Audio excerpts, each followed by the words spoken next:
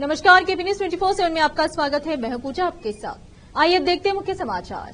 बीदर बसव जयंती उत्सव समिति द्वारा भव्य रैली का आयोजन किया गया। फोन पे से मतदाताओं को रिश्वत दी गई, कांग्रेस नेता प्रियंका खड़गे का दावा। कर्नाटक सरकार के साजिश सेक्स स्कैंडल मामले पर एचडी कुमारस्वामी। केंद्र में इंडिया गठबंधन की बनेगी सरकार, तेलंगाना के सीएम रेवंत रेड्डी। तीसरे फेज में कांग्रेस और इंडी गठबंधन का तीसरा फ्यूज उड़ गया, पीएम मोदी। मध्य प्रदेश के बैतूल में मतदान कर्मियों को वापस ले जा रही बस में लगी आग। फिर विवादों में आप नेता अमानतुल्लाह खान, बड़े मियां तो बड़े मियां, अब छोटे मियां कर बैठे बवाल।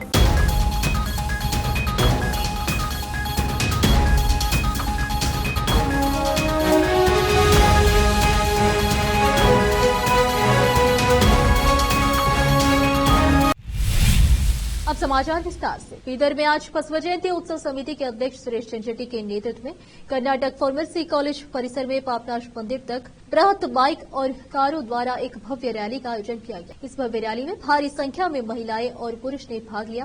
कैमरामैन कुकुरराज का कवरेज। निधानಕ್ಕೆ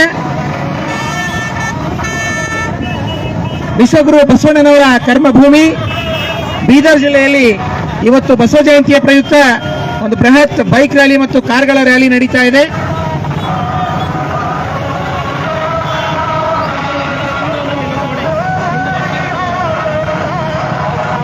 ಈ ವಿಶೇಷವಾಗಿರ್ತಕ್ಕಂತಹ ಇವತ್ತು ನಮ್ಮ ಈ ಬಸವ ಜಯಂತಿ ಉತ್ಸವ ಸಮಿತಿ ಅಧ್ಯಕ್ಷರಾಗಿರ್ತಕ್ಕಂಥ ಸುರೇಶ್ ಶೆಟ್ಟಿ ಅವರು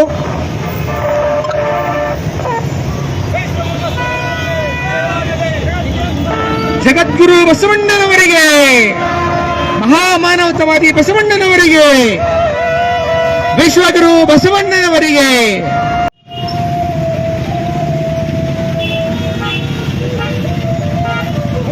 ಆಟೋ ಮುಂದೆ ಇರ್ತಕ್ಕಂಥ ನಮ್ಮ ಆಟೋ ಮುಂದ್ಗಡೆ ಇರ್ತಕ್ಕಂಥ ಗಾಡಿಗಳ ಮುಂದೆ ಹೋಗ್ಲಿ, ದಯವಿಟ್ಟು ಪ್ಲೀಸ್ ಮುಂದೆ ಹೋಗ್ಲಿ.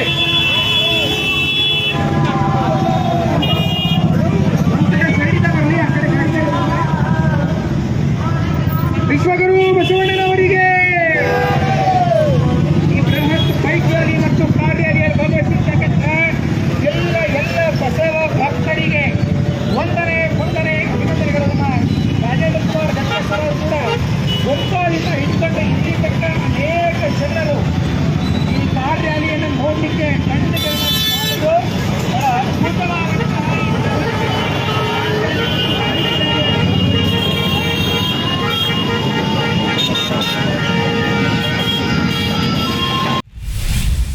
कर्नाटक के कांग्रेस मंत्री प्रियंका खड़गे ने आरोप लगाया है कि बीजेपी मतदाताओं को डिजिटल रूप से रिश्वत दे रही है। उन्होंने कहा कि संभावित मतदाताओं के एक फोन से हुए 250 लेन देन का पता लगाया है। वे सभी सबूतों के साथ चुनाव आयोग में शिकायत दर्ज कराएंगे। प्रियंका खड़गे ने बताया कि यह पहली बार है जब हम डिजिटल फुटप्रिंट्स को ट्रैक करने में सक्षम होंगे। हालांकि बीजेपी इससे इनकार करेगी और जो चाहे करने की कोशिश करेगी। कोई भी एक फोन से एक ग्राम पंचायत में एक समय में 250 लेन देन नहीं करता है। उन्होंने कहा कि मामले की जांच की जाएगी। डिजिटल लेन देन को फॉरेंसिक से इतनी जल्दी मिटाया नहीं जा सकता। एक पोस्ट में लिखा, भाजपा कर्नाटक वास्तव में प्रधानमंत्री नरेंद्र मोदी के डिजिटल भुगतान मिशन को अगले स्तर पर ले जा रही है। बीजेपी सेदाम और चितापुर निर्वाचन क्षेत्र में फोन पे का उपयोग करके सीधे मतदाताओं को रिश्वत दे रही है। हम चुनाव आयोग में इस तरह के लेन देन के अधिक सबूत के साथ शिकायत दर्ज कर रहे हैं। पिछले साल से ऐसी खबरें आ रही हैं कि मतदाताओं को रिश्वत देना ऑनलाइन हो गया है। देश में एक दिन में होने वाली बड़ी मात्रा में ऑनलाइन लेन देन को देखते हुए अधिकारियों के लिए यह एक और चुनौती हो सकती है। जनता दल से जुड़ा नेता एचडी कुमारस्वामी ने दावा किया है कि उनके भतीजे और हासन से पार्टी उम्मीदवार प्रज्वल रेवन्ना से जुड़े कथित सेक्स स्कैंडल के वीडियो वाली 25,000 पेन ड्राइव चुनाव से पहले वितरित की गई थी। कुमारस्वामी ने कर्नाटक के मुख्यमंत्री सिद्धरामैया और उप मुख्यमंत्री डीके शिवकुमार पर मामले में साजिश रचने का आरोप लगाया। पूर्व मुख्यमंत्री ने प्रज्वल के खिलाफ कई महिलाओं के यौन शोषण के आरोपों की जांच के लिए 28 अप्रैल को कांग्रेस सरकार द्वारा गठित विशेष जांच दल एसआईटी पर भी सवाल उठाए। पूर्व प्रधानमंत्री एचडी देवेगौड़ा के बेटे एवं जेडीएस नेता कुमारस्वामी ने आरोप लगाया कि यह विशेष जांच दल नहीं बल्कि सिद्धरामैया जांच दल और शिवकुमार जांच दल है। विधायक एस टी रेवन्ना और उनके बेटे प्रज्वल पर अपनी घरेलू सहायिका से छेड़छाड़ करने का मामला दर्ज किया गया है। एक अन्य मामले में रेवन्ना पर उस महिला के अपहरण का मामला दर्ज किया गया है, जिसका प्रज्वल ने कथित तौर पर यौन उत्पीड़न किया था। प्रज्वल के खिलाफ भी बलात्कार का मामला दर्ज किया गया है। पुलिस ने रेवन्ना को गिरफ्तार किया है। यहाँ एक संवाददाता सम्मेलन को संबोधित करते हुए कुमारस्वामी ने कहा कि पेनड्राइव पुलिस अधिकारियों द्वारा वितरित की गई थी, जिन्हें ऐसा करने के लिए धमकाया गया था। तेलंगाना के मुख्यमंत्री रेवंत रेड्डी ने मंगलवार को विश्वास जताया कि विपक्षी गठबंधन इंडिया को लोकसभा चुनाव में जादुई संख्या 272 से अधिक सीट प्राप्त होंगी और यह केंद्र में सरकार बनाएगा। पीटीआई वीडियो को दिए गए एक साक्षात्कार में उन्होंने दावा किया कि मोदी जी की गारंटी की वारंटी समाप्त हो गई है और देश में बदलाव दिख रही तथा भारतीय जनता पार्टी भाजपा चुनाव हारने वाली है। उन्होंने कहा, मैं केरल, कर्नाटक और उत्तर प्रदेश के कुछ क्षेत्रों में गया, मुझे आंध्र प्रदेश और तेलंगाना से चुनाव की जानकारी मिल रही है।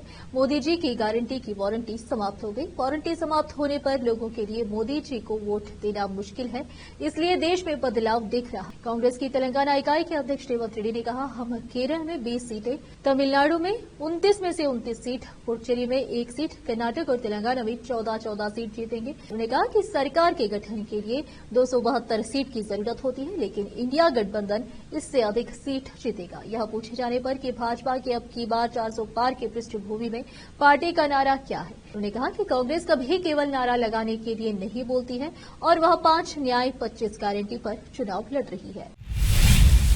और फिलहाल लेते एक छोटा सा ब्रेक। हिंदुस्तान के हर कोने में हम हैं मौजूद। 24 घंटे हालात पर गहरी नजर, खबरों से जुड़े चुपते सवालात और आपको दिखाता है धार्मिक, सामाजिक, राजनीतिक, लोकल और इंटरनेशनल न्यूज की सबसे बेहतर कवरेज, जो आपको रखती है हर पल बाखबर। देश और दुनिया भर की खबर के लिए देखते रहें केपी न्यूज 24/7। देखते रहें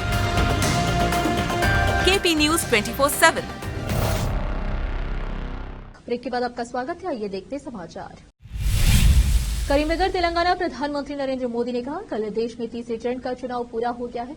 तीसरे फेज में कांग्रेस और इंडी गठबंधन का तीसरा फ्यूज उड़ गया। अभी 4 चरण का चुनाव बाकी है। जनता के आशीर्वाद से भाजपा और एनडीए तेजी से विजयी रथ को आगे ले जा रही है। यहां आपने भाजपा सांसद की जीत पहले ही सुनिश्चित कर दी है। कांग्रेस की हार यहां इतनी पक्की है कि बहुत मुश्किल से वो किसी को चुनाव लड़ने के लिए मना पाई। बीआरएस का यहां कोई अता पता ही नहीं है।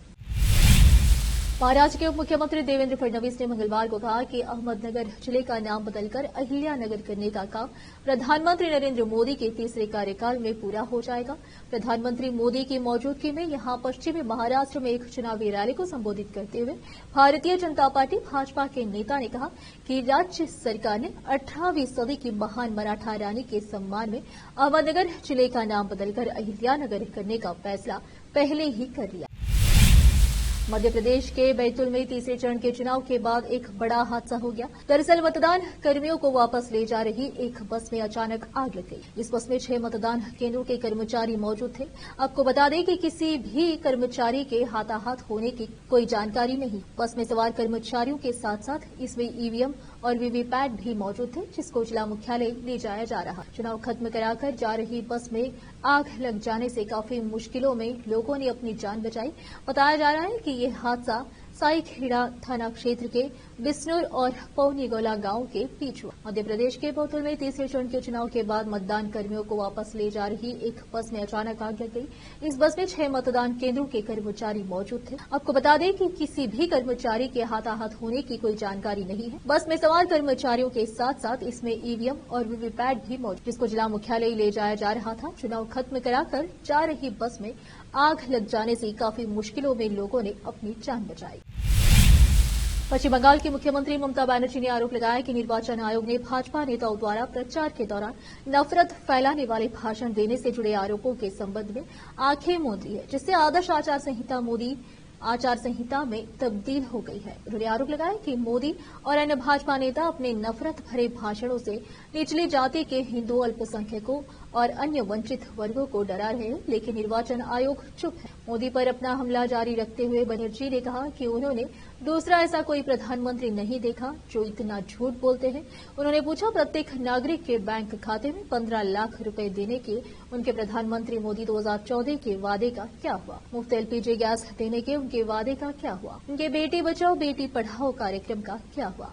तृणमूल कांग्रेस प्रमुख ने दावा किया, भाजपा नेता हर गांव में अन्नपूर्णा भंडारा योजना के तहत हर गरीब महिला को 3,000 रुपए देने का झूठा वादा कर रहे हैं। याद रखें कि भाजपा ने बंगाल में गरीबों को मिलने वाली 100 दिन की मजदूरी 3 साल से रोक रखी है। भाजपा चावल के लिए एक भी पैसा जारी नहीं कर रही है, लेकिन हमने इस पर आने वाला पूरा खर्च वहन किया है ताकि गरीबों को समस्या महसूस न हो। बनर्जी ने दावा किया कि मोदी केवल चुनाव के दौरान ही बंगाल का दौरा करते हैं। अब फिलहाल लेते हैं एक और छोटा सा ब्रेक। हिंदुस्तान के हर कोने में हम हैं मौजूद। 24 घंटे हालात पर गहरी नजर, खबरों से जुड़े चुपते सवालात और आपको दिखाता है धार्मिक, सामाजिक, राजनीतिक, लोकल और इंटरनेशनल न्यूज की सबसे बेहतर कवरेज जो आपको रखती है हर पल बाखबर। देश और दुनिया भर की खबर के लिए देखते रहें केपी न्यूज 24/7। ब्रेक के बाद आपका स्वागत है। आइए देखते हैं समाचार। दिल्ली के ओखला से आम आदमी पार्टी के विधायक अमानतुल्लाह खान और उनके बेटे के खिलाफ नोएडा पुलिस ने एफआईआर दर्ज किया। विधायक अमानतुल्लाह खान और उनके बेटे के खिलाफ नोएडा पुलिस ने पेट्रोल पंप पर मारपीट और धमकी देने के आरोप में की। बताया जा रहा है कि विधायक के बेटे ने जल्दी पेट्रोल भरवाने की जिद को लेकर पेट्रोल पंप के कर्मचारियों के साथ मारपीट की। मीडिया रिपोर्ट्स के मुताबिक घटना के बाद आप विधायक अमानतुल्लाह खान भी मौके पर पहुंचे। कहा जा रहा है कि वहां पहुंचकर उन्होंने पेट्रोल पंप के कर्मचारियों को धमकी दी। इस मामले में शिकायत पर पुलिस ने एफआईआर दर्ज कर ली है। इसमें विधायक अमानतुल्लाह और उनके बेटे समेत 2 अन्य कार सवारों का नाम भी दर्ज। पेट्रोल पंप पर हुई मारपीट की घटना सीसीटीवी में कैद हो गई है। बताया जा रहा है कि गाड़ी में जल्दी तेल भरवाने को लेकर मारपीट हुई थी। महाराष्ट्र में ईवीएम की पूजा करने के लिए महिला आयोग की प्रमुख और 7 अन्य पर मुकदमा दर्ज किए जाने की खबर है। रिपोर्ट्स के मुताबिक महाराष्ट्र के बारामती लोकसभा क्षेत्र के खड़कवासला खंड में एक मतदान केंद्र के अंदर ईवीएम की कथित तौर पर पूजा की गई। इस मामले के सामने आने के बाद पुलिस ने एक्शन लेते हुए महाराष्ट्र महिला आयोग की अध्यक्ष रूपाली चाकणकर और 7 अन्य लोगों के खिलाफ मुकदमा दर्ज किया है। बता दें कि चाकणकर डिप्टी सीएम अजित पवार के नेतृत्व वाली एनसीपी से ताल्लुक रखती हैं। वहीं जिन 7 अन्य लोगों पर मामला दर्ज किया गया है उनमें एनसीपी शरद पवार गुट और शिवसेना यूबीटी खेमे के एक सदस्य शामिल है। पुलिस के एक अधिकारी ने बताया कि चाकणकर और अन्य लोगों ने आज मंगलवार सुबह सिंहगढ़ रोड इलाके में स्थित मतदान केंद्र के अधिकारी के आदेशों की अनदेखी अंदर गए और ईवीएम की पूजा की। चुनाव आयोग के एक अधिकारी द्वारा दर्ज कराई गई शिकायत के आधार पर लोक प्रतिनिधित्व अधिनियम 1951 की धारा 131 मतदान केंद्रों में या उसके निकट आचरण के लिए जुर्माना और 132 के तहत मुकदमा दर्ज किया गया है। तेलंगाना के करीमनगर में प्रधानमंत्री नरेंद्र मोदी ने अडानी अंबानी मुद्दे पर कांग्रेस को घेरा।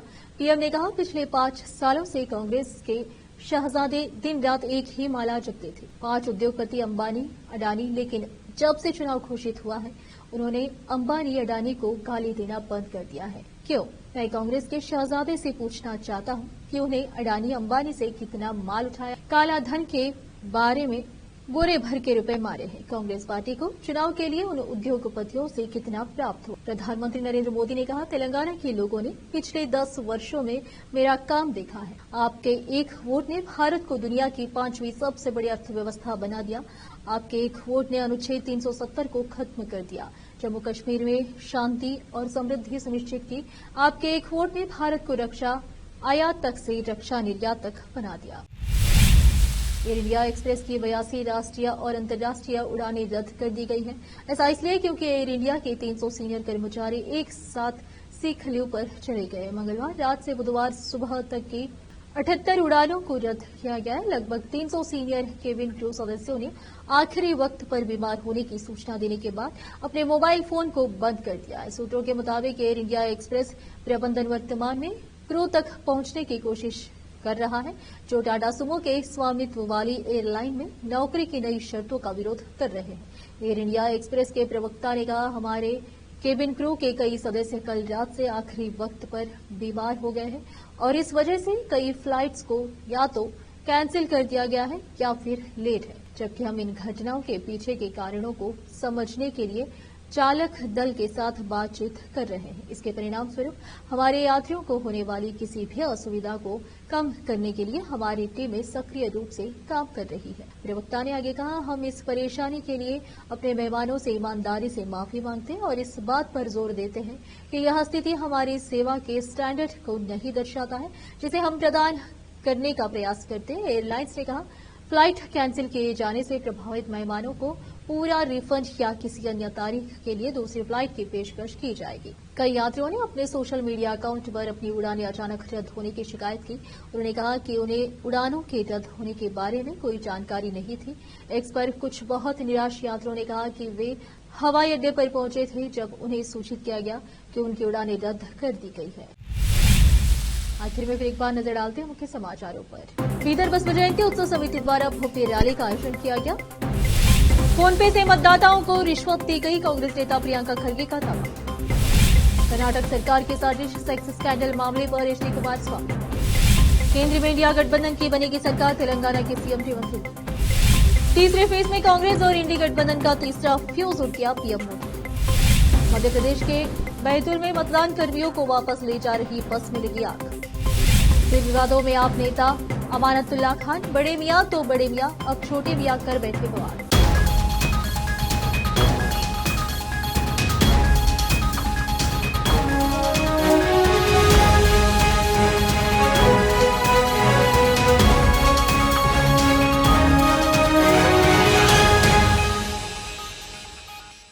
केपी न्यूज में इतना ही। देश प्रदेश के समाचारों के लिए देखते रहिए आपका अपना चैनल केपी न्यूज 24/7। धन्यवाद।